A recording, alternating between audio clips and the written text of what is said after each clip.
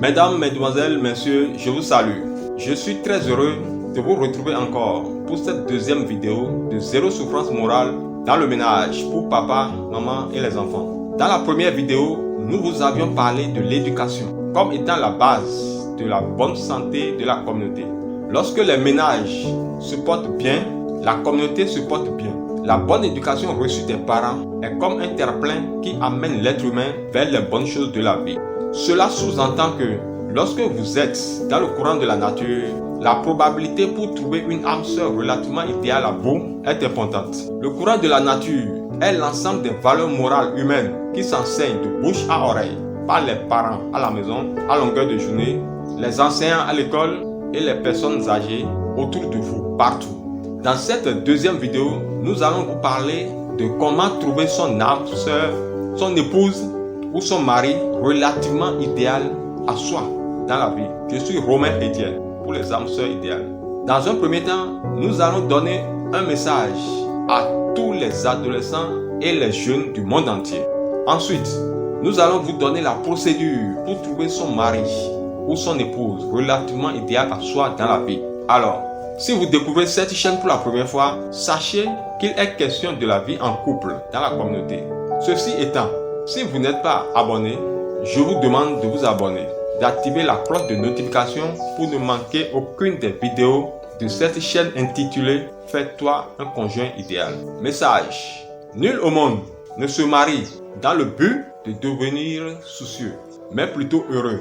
Si votre épouse ou votre mari doit vous donner de la souffrance morale à longueur d'année, alors vous avez des problèmes.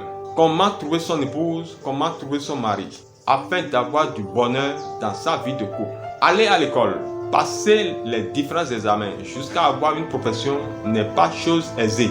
C'est une sorte de souffrance, mais une souffrance acceptable. Si après cette étape de la vie, vous devez souffrir dans l'étape suivante, qui est le fondement d'un foyer, et une souffrance à tout jamais, alors vous avez des problèmes. Le bonheur dans une vie de couple varie d'un individu à un autre. Plusieurs milliardaires dans le monde sont célibataires. Cela retient l'attention et suscite des questionnements. La communauté ne va pas bien. Vous pouvez choisir d'être heureux dans votre vie de couple et vous allez l'être. En quoi faisant? Voici la procédure pour trouver son âme sœur plus ou moins idéale à soi. Le bonheur dans une vie de couple étant relatif, la première chose à faire est d'aspirer depuis votre adolescence à trouver dans votre vie une épouse ou un mari qui a la même façon de voir le monde que vous, la même façon d'analyser les situations de la vie. Cela exige d'abord que vous soyez vous-même une bonne personne, éducationnellement parlant, qui s'assemblent doivent se ressembler. Plusieurs mariages dans le monde sont rompus pour des futilités. La bonne éducation de part et d'autre a fait défaut.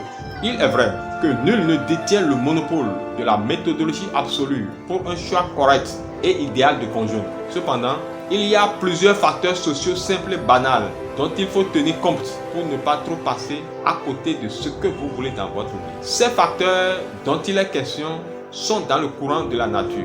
S'il est vrai que Dieu, dans son grand amour, a tout donné à l'être humain de manière que ce dernier n'ait point besoin de le déranger pour avoir ce qui est déjà son acquis, il est alors vrai que toute personne voulant du fond de son âme avoir dans sa vie une âme sœur relativement idéale à elle, la rencontrera absolument. Aucune force au monde ne pourra le lui empêcher. Tout se passe dans la tête dès l'adolescence. Je connais plusieurs hommes dans plusieurs pays qui me parlaient bien de leur épouse. Pour certains, ce sont leurs amis qui font de bons témoignages sur leur épouse devant le mari concerné et en ma présence. Lorsque je demandais humblement à chacun de ces maris-là de me lever un coin de voile sur leur vie privée, parlant de leur rencontre avec leur épouse pour la première fois, je constate une similitude dans leur cas à tous. Cette similitude n'est rien d'autre que la banalité étonnante qui d'emblée ne pourrait pas aboutir humainement parlant à un fondement de foyer conjugal. Une banalité qui amène à parler d'une force invisible qui aurait coordonné les choses, le Saint-Esprit qui aurait travaillé. Mais en réalité, c'est la pensée positive de ces deux jeunes, la fille et le garçon, secondés par des comportements toujours dans le courant de la nature, pendant plusieurs années, chacun de son côté, qui a tout simplement abouti. sans s'être vu une seule fois dans la vie, chacun d'eux, où qu'il se trouvait, voulait atteindre cet objectif tant désiré et cela est réalisé. Le hasard n'existe pas, dit-on. Je ne dis pas que ceux qui ne sont pas heureux dans leur vie de couple aujourd'hui n'ont pas voulu rencontrer une âme sœur à souhait. Non, je parle tout simplement de quelque chose qui n'a l'air de rien, mais qui possède une énergie originelle très forte. Un travail de pensée positive pendant plusieurs années. Je l'ai expérimenté et je sais de quoi je vous parle. Le début de ces amitiés commence comme une lueur sous une porte fermée.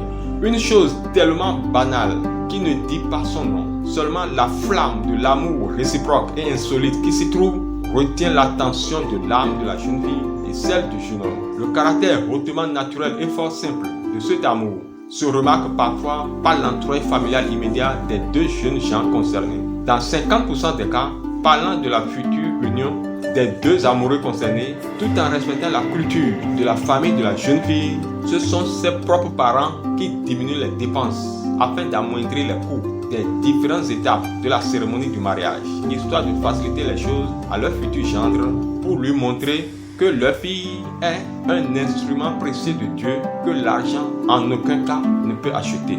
Tout se passe dans une beauté extraordinaire. Puis les deux familles se donnent une chaude poignée de main pour la vie. Elles n'ont d'autre chose à faire que d'attendre la naissance de leur petit-fils pour une joie permanente. Alors, il va sans dire qu'on se marie à quelqu'un quand les deux âmes sont tombées en concordance. Ce sont les deux âmes, à travers les deux éducations, qui se marient et tout le reste suit. Si tel n'est pas le cas, alors de part et d'autre, ne forcez pas la main à la grande providence. Sinon, vous allez un peu souffrir dans votre existence durant votre vie de couple. Il est à reconnaître que la stratégie pour chercher femme ou mari dans la cité n'est pas la même utilisée pour chercher une épouse ou un mari dans la vie. Chercher une épouse ou un mari est méthodique et plus complexe. Mesdames, mesdemoiselles, messieurs, nous voici à la fin de cette deuxième vidéo. Je vous invite à la liker, à vous abonner et surtout à activer la cloche de notification pour ne manquer aucune de nos prochaines vidéos. Merci.